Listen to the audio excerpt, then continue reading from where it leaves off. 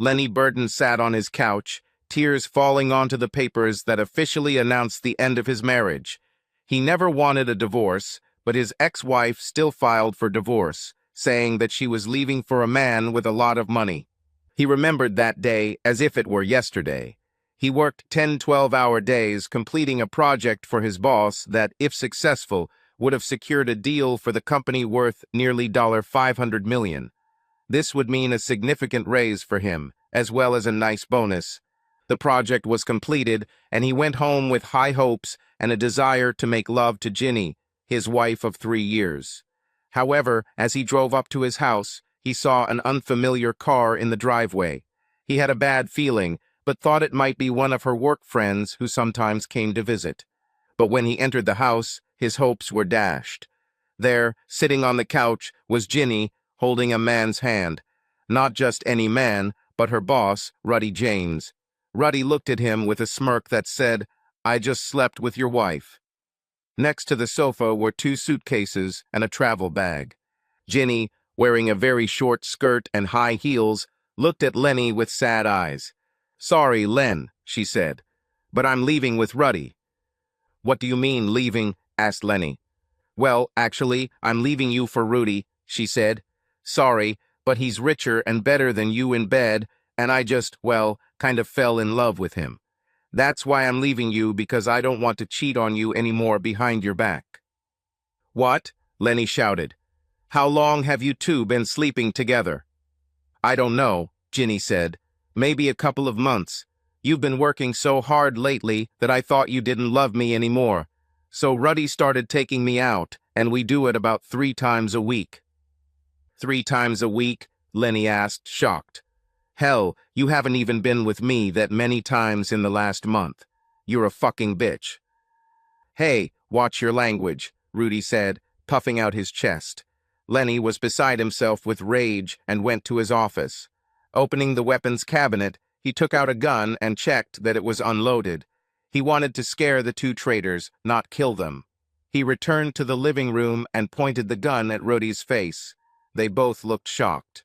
"Get the hell out of my house," Lenny said, "before I smear your brains all over the wall. You want that cheating bitch, you can have her. But you won't disrespect me in my house. Now, get out." Ruddy stood up from the couch, scared, and looked at Ginny. "See you at the apartment," he said. "Are you going to be okay?" Ginny nodded. "Get out, you bastard," Lenny shouted. Ruddy ran out of the house and slammed the door. Lenny waited until he heard Ruddy drive away before turning to his soon-to-be ex-wife. "As for you, bitch," he said, "you understand that I worked overtime for us. I thought we were going to start a family. This is what I worked for, and this is how you pay me. Go to hell." "Lenny, I'm sorry," she cried. "I really didn't mean to offend you. Please do not kill me."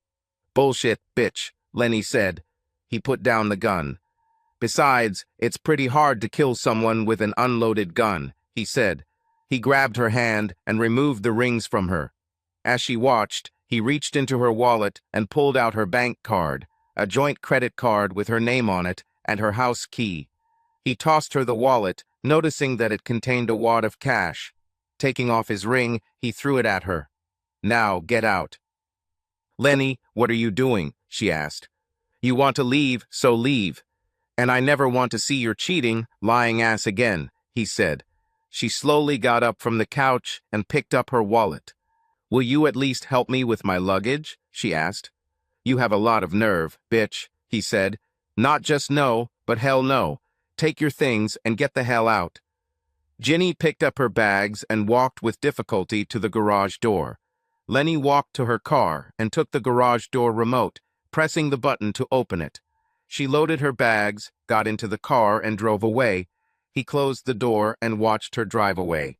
Lenny walked over to his computer and logged into his bank account.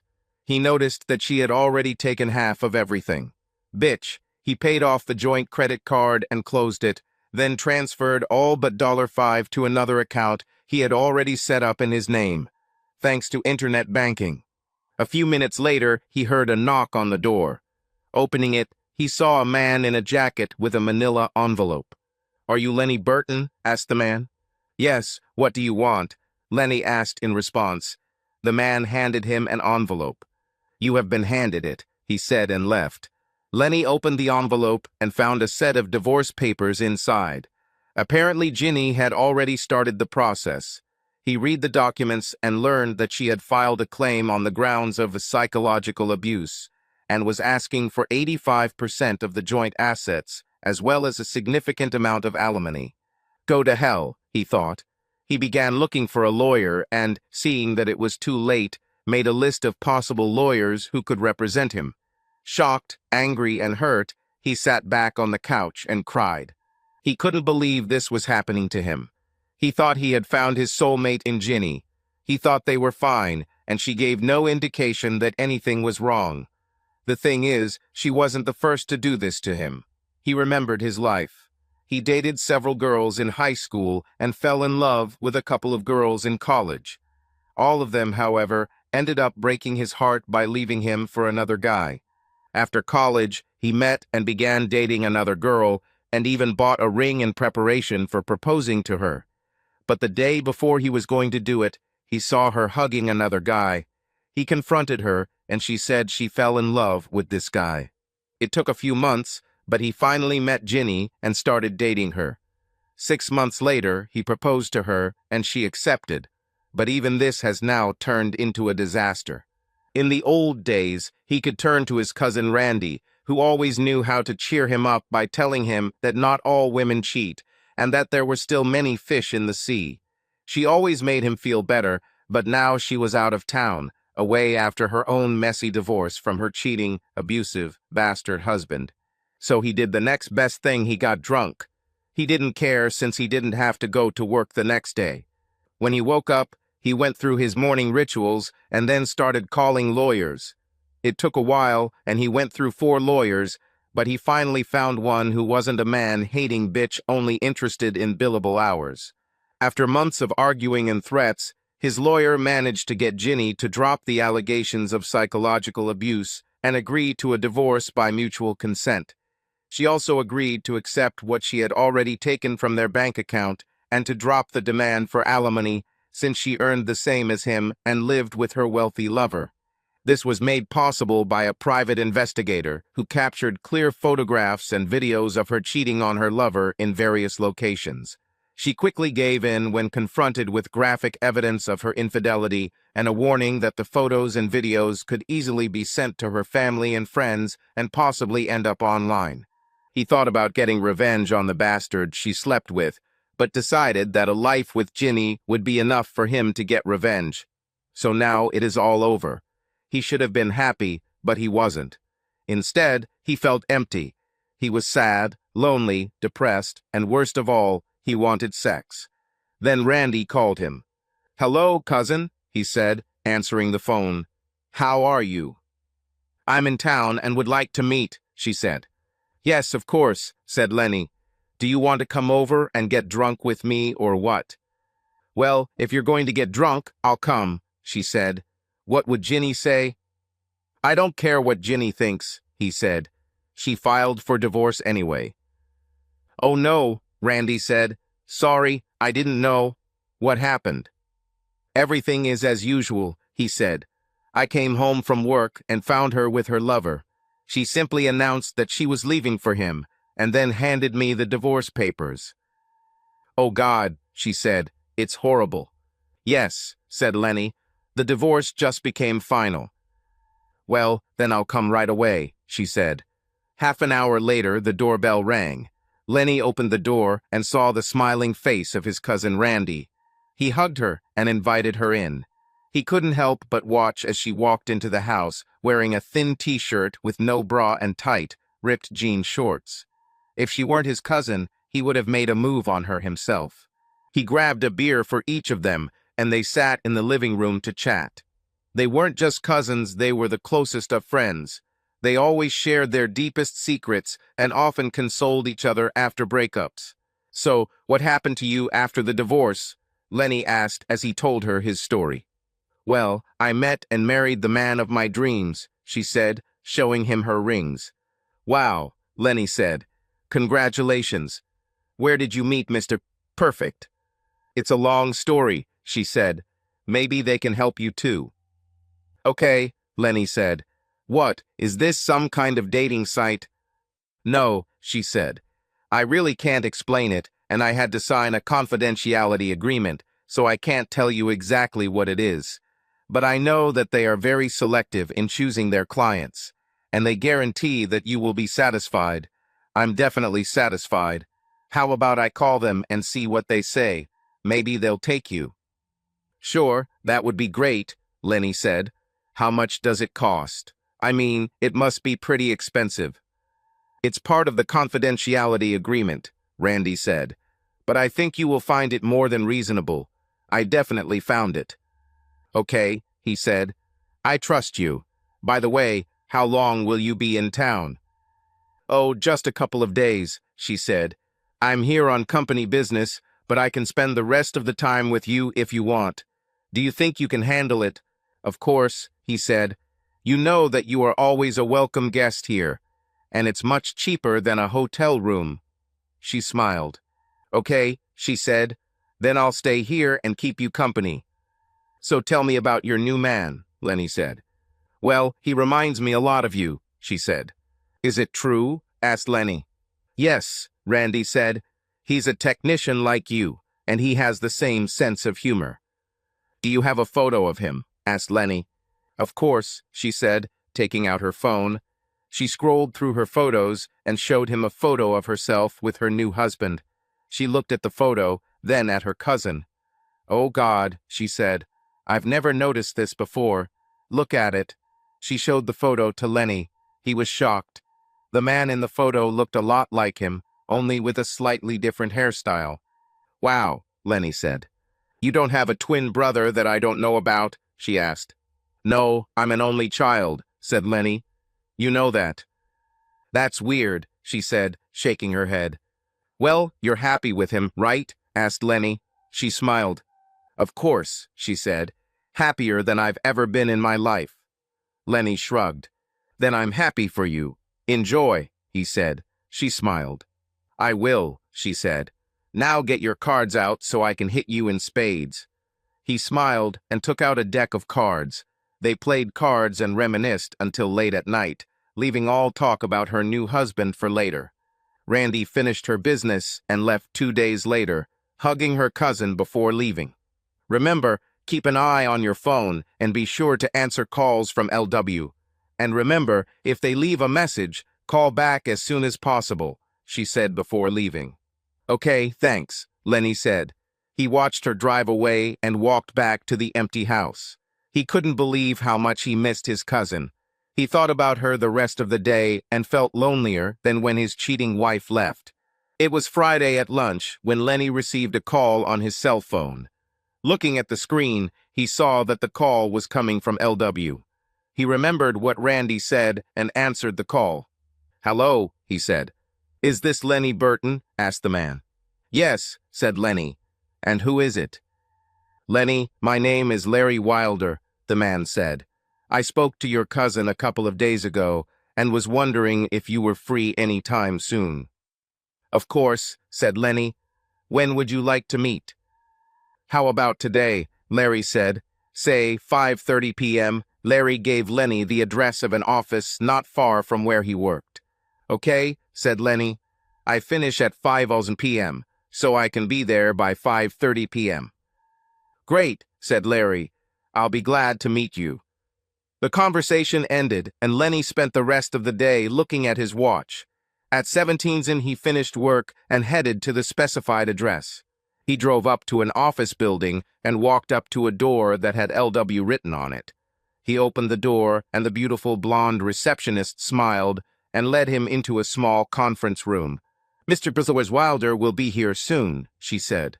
Lenny thanked her and sat down on one of the 2 chairs in the room. A minute later, the door opened and an older man in a white medical coat entered the room.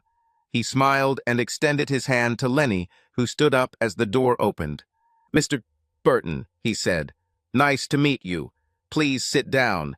Let me explain what we're doing here. I know you talked to your cousin. She referred you to us, and I have to admit, I'm surprised at how much you resemble her new husband. Me too, said Lenny. Do you have any idea why?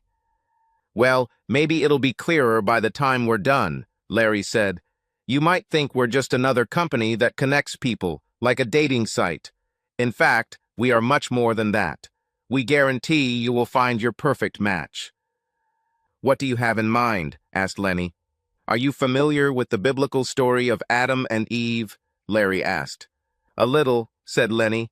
As I remember, they ran around naked in the Garden of Eden until she ate the apple, and then God kicked them out. Well, there's a lot more to it, and it wasn't an apple, but you're partly right, Larry said. Remember how Eve appeared? Lenny shook his head. His parents took him to Sunday school when he was younger, but he hadn't been to church in years. No, I don't remember, said Lenny, confused. It's okay, Larry said. A lot of people don't remember this part of the story. According to the story, God was not pleased that Adam was alone, without someone to share the garden with, so he put Adam to sleep and removed the rib. God then closed the wound and created Eve from the rib. He brought Eve to Adam, who, according to history, said, "This now is bone of my bones and flesh of my flesh. She will be called woman, for she was taken from man." Because of this, history says, men leave their parents and unite with a woman to become one. It is true that Eve was seduced, and she in turn seduced her husband. They were kicked out of the garden, but remained together for the rest of their lives, which was a very long one, Larry said. And what does this have to do with me? Asked Lenny. That's a good question, and I'm glad you asked it, Larry said. Simply put, Eve was, for lack of a better explanation, created from Adam's DNA. There's a lot more to it, but we don't have time to get into the science. What we're doing here is something like this. No, we won't remove the edge or anything like that, that's not necessary. But we use your genetic information to find you the perfect partner. Can you do it? Asked Lenny. The man smiled. Oh yes, he said, and I guarantee you will be more than satisfied with the results. So how much does it cost, and when can we start? Asked Lenny. Well, said Larry, we're not billing you, and we don't want any money. We have everything we need, but we ask that when the time comes, you recommend someone to us, and we will need you to sign a comprehensive agreement that sets out the terms. As for time, we can start right now if you want. We have already done our preliminary research and have determined that you are a prime candidate for our services and know that you have over 150 days of accrued sick leave, so you can take the time you need. We don't do this for just anyone, you know. How much time will I need to take? Asked Lenny. I didn't know I would have to miss work. It's okay, Larry said. We prefer our clients to take a full week to ensure everything goes smoothly. Some of our clients sometimes need this time to recover and adapt. Since you are young enough and in good shape, this should not be a problem. We have already received approval for your leave, but if you do not want to complete the procedure, just say the word, and we will release you from any obligations. Have you received approval yet? Asked Lenny. Yes, said Larry. Your boss, John Smith, said he has been concerned about your condition lately. Your numbers had dropped a bit, and you seemed distracted. He knows you've been under a lot of stress because of the divorce, and he hopes we can help. If you want, I can call him and let him tell you this himself. Please do it, Lenny said. That makes sense, Larry said, dialing a number on his phone. Lenny heard his boss answer a couple of times later. Mr. Chur Smith, hello, this is Larry Wilder. I'm consulting with Lenny Burton right now, and he'd like to confirm that you have approved his leave. Lenny heard his boss say something. Then Larry handed him the phone. John, hi, it's Lenny, he said. Lenny, look, I should have told you earlier, I'm sorry, John said. Listen, I know what you're going through, and Mr. Wilder said he can help. So I approved your vacation. You're a good employee, and I hate losing you for a while, but I'm willing to let you take time off if it helps. Take care of yourself, okay? Okay, boss, thanks, Lenny said. See you in a week or so. See you then, John said. Bye. Lenny looked at Larry. Well, let's get started, he said. Larry smiled. Great, he said. Let's get you registered and get started. Larry took Lenny to the reception area where he was checked in and given a non-disclosure form to read and sign. After completing the paperwork, he was taken to another room, where he undressed and put on a hospital gown. Larry then took him to another room where the nurses collected the samples. He then underwent a series of tests to determine his overall physical condition. He was taken to his room and settled on a bed that was larger than a normal hospital bed. After the nurses finished, Larry came in and sat next to him. The technician entered the room, wheeling a cart with many wires and displays. "Lenny, we'll do some psychological tests, nothing invasive. We just need to get more information. Relax, and the machine will do everything itself," he said. Lenny relaxed, and the technician began connecting wires to various parts of his body. He finished by placing something on Lenny's head that covered his ears and eyes. "Okay, Lenny, just relax," Larry said. Lenny heard him through the headphones in his helmet. "You'll feel a little sleepy. This is fine. Just relax and breathe normally." Lenny fell asleep and suddenly woke up when the technician took off his helmet. He blinked and Larry scribbled notes in his notebook. "How do you feel?" asked Larry. "Seems fine," Lenny said. "What was it?" "The patented equipment we use for hypnotherapy," Larry said. "It helps us get important information about you, your likes, dislikes, and so on. This is important to ensure a successful match. There's one more thing we need to do." "What is this?" asked Lenny. "We will install monitoring equipment to your sleep states at night. I want you to focus and think about what your ideal partner would be," Larry said. "Don't tense up. Let it come naturally. We'll give you something to help you relax and fall asleep." The technician began placing electrodes on Lenny's head when the nurse came in with a cart. After the technician finished, the nurse injected something into his Roman 4 and Lenny began to fall asleep. "Just relax, Lenny," Larry said. "Think about what your ideal partner would be like. We'll take care of the rest." "That's it," he said as Lenny began to fall asleep. "Good night, see you in the morning," he added with a smile. The next day, Lenny woke up feeling refreshed. He had several dreams, but could not remember any of them. He remembered some of them being explicitly sexual, but he couldn't remember the details. Larry walked in as he was finishing breakfast. "How are you feeling this morning?" he asked, looking at Lenny's readings. "I feel really refreshed," Lenny said. "Okay," said Larry.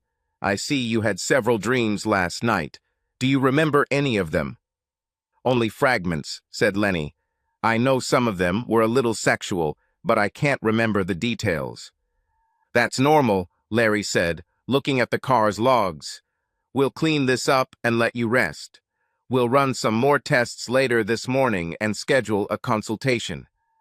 Around noon, Lenny was taken to a darkened room with a chair in the middle.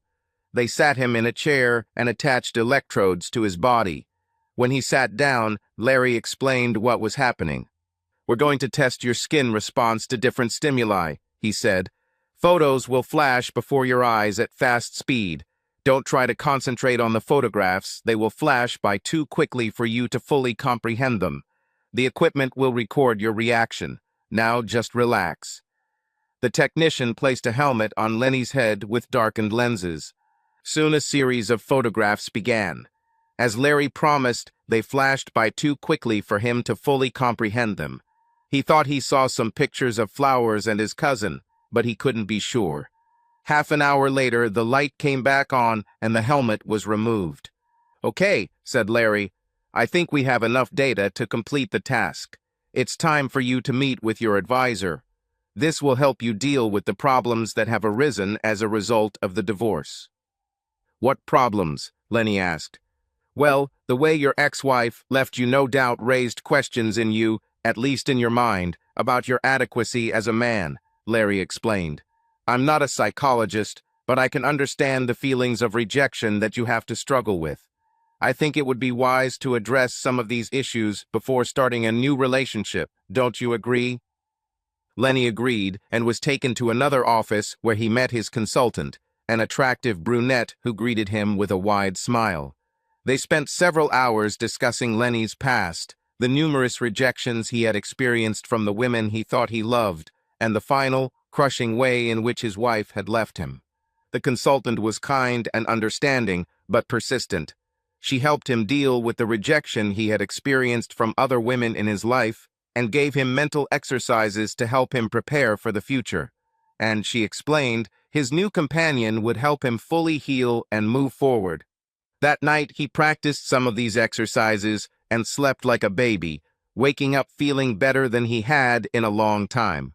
After breakfast, Larry came and looked at his notes. "I'm very pleased with your progress," he said. "Are you ready to meet your soulmate?" "Seriously? Already?" asked Lenny. Larry smiled and nodded. "Yes," said Larry. "It was actually pretty easy." He opened the door and a hooded woman entered the room. Larry walked her to Lenny's bed and removed the hood from her head. Lenny gasped when he saw the woman. She was great. Wavy dark hair framed a face that reminded him of Randy, but her lips were a little fuller than his cousin's. She looked at him with her brown eyes and smiled. "Lenny, meet Raina," Larry said. "I'll give you time to get to know each other," he added, closing the door on his way out. Lenny felt a small spark as Raina took his head in her hands. She looked into his eyes and kissed him right on the lips. Until now, he had never believed in love at first sight. But there was something about this girl that captured his soul. "So much pain, so many hurts," she said quietly, pressing his head to her. He hugged her and cried. It was something he simply couldn't control. "Let me heal your soul," she whispered in his ear as he held on to her. Then she stepped back and took off her robe. Lenny gasped again when he saw her beauty. They were kissing when they heard a knock on the door. "Come in," said Lenny. The door opened and Larry looked out the door. He entered the room with 2 technicians and a nurse. They all smiled when they saw the lovers. "I see you have already met," said Larry. "Fine. We need to do some follow-up tests to make sure everything is okay." "I'll be back soon," she said. "I love you." "I love you too," he replied. She smiled and left the room with the 2 technicians. Larry sat next to the bed as the nurse took blood samples and recorded his vital signs. After the nurse left, Larry turned to Lenny. "How do you feel?" Larry asked. "I'm delighted," Lenny said. "Is she real?" Larry smiled and nodded. "Absolutely," he said. 100%. "Where did you find her?" asked Lenny. "Actually, it's always been a part of you," Larry said. "You just didn't know it." "I don't understand," said Lenny. "I know," said Larry. "Just trust me, she's real and she's all yours. If, of course, you want it." "Oh, I want her," said Lenny. "More than anything else. I have never felt more in love with someone in my entire life. I cannot explain it." "That's good," said Larry. "And maybe it's good that you can't fully explain it. I have 1 or 2 more questions for you." "Which?" asked Lenny. "How close are you to your cousin Randy?" asked Larry. "Well, we've always been very close," Lenny said. "She was always there for me." "Have you ever been intimate?" Larry asked. Lenny shook his head. "Oh, no," he said. "Okay," said Larry. "I was just curious. So, do you think you can spend the rest of your life with Raina?" "Absolutely," said Lenny. "Great," said Larry. "Remember, she is a very real person with her own personality and her own needs. But I promise that if you give her the love, respect, and dignity she deserves, she will be with you for the rest of her life. Be faithful to her, and she will remain faithful to you. Is this what you want?" Lenny nodded. "More than anything," he said. Larry smiled. "Great," he said. "Get some rest, and I'll see you in the morning." The next day, Lenny woke up from dreams about rain. Larry entered the room with a notepad. "Good morning, Lenny," he said. "How did you sleep last night?" "Better than I've been in a long time," Lenny said. "Great," said Larry. "Today is your big day. All your tests came back good, just like Raina's. Last question." "Which?" asked Lenny. "Would you like to marry Rianne?" "Yes, I would," said Lenny. Larry smiled. "Wonderful," he said. "When would you like to marry her?" "I'd marry her right now if she wants," Lenny said. "Well, let's see what she has to say," Larry said, walking towards the door. Opening it, he led Raina into the room. She ran to Lenny, smiling, and hugged him. Larry looked at Lenny. "Well, ask her." Lenny looked into Raina's smiling face. "Raina, will you marry me?" asked Lenny. Raina smiled widely and kissed Lenny. "Oh yes," she said. A few days later, they exchanged vows in a room set up like a chapel. Normally, Lenny would have worried that everything was happening too quickly, but with Raina, he felt like everything was right. "Do you accept this man as your lawful husband?" the priest asked Raina. She looked at Lenny with love in her eyes. "Oh yes, for life," she said. "Then I pronounce you husband and wife," said the priest. "You can kiss your bride," he said, looking at Lenny. Lenny kissed his new wife, feeling happier than he had ever felt in his life. "Take me home, my husband," she said. "Make love to me, please." Larry stood at the door as Lenny and Raina walked out of the makeshift chapel. "Congratulations. And remember," Larry said, handing Lenny the card, "LW means satisfaction guaranteed." Subscribe to our channel so that your love doesn't cheat on you, and go ahead and listen to the next story, because this story is nothing compared to the next one. If you're under 18, don't even click to the next one.